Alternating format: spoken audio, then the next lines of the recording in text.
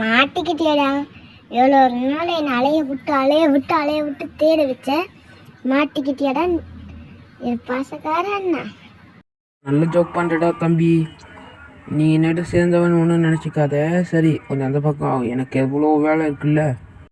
ரொம்ப வீக்காக இருக்கன்னு உனக்கே தெரியும்னு நான் நினைக்கிறேன். அதனால இப்போ இங்கேருந்து கிளம்பிடலாம். அவனால் நான் விட்டுடுறேன். ஆனால் அடுத்த தடவை என் கண்ணில் பட்ட ஒன்று கதையை முடிச்சிடுவேன். நீ சின்ன வயசுல பார்த்த அந்த தம்பி நான் கிடையாது. நீ என்ன என் ஃபேமிலியை எல்லாத்தையும் ஏமாற்றி எல்லாத்தையும் அழிச்சிட்டு அந்த டீமுக்கு போய் சேர்ந்தியோ அப்போவே மாறிட்டேன்டா. உன் கதையை முடிகிறேன். இல்லை, இதை வச்சு என்னை கொண்டுலான்னு பார்க்குறியா? நீ முடியல. எனக்கு இப்படி பிடிச்சா வாத்தலைவா வா வா வா வா வா. எனக்கு ரொம்ப பெரிய ஆப்பினே தான் இருக்கும். ஆனா இப்ப அதெல்லாம் சமாளிக்கணும். நீ கொண்டிருக்கலாம். ஆனா எங்க டீம்ல சேர்ந்தவங்களே சாவுடா.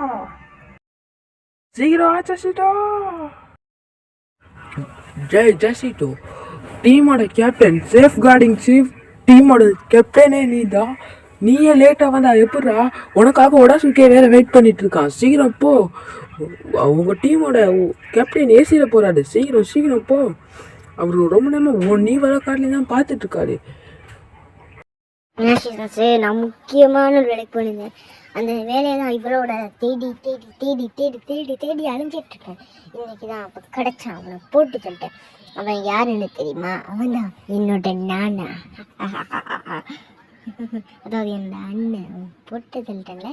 இதுக்கப்புறம் எனக்கு எந்த ஒரு பிரச்சனையும் இருக்காது. இதுக்கப்புறம் நான் ரொம்பவே ஃப்ரீயாக இருப்பேன்.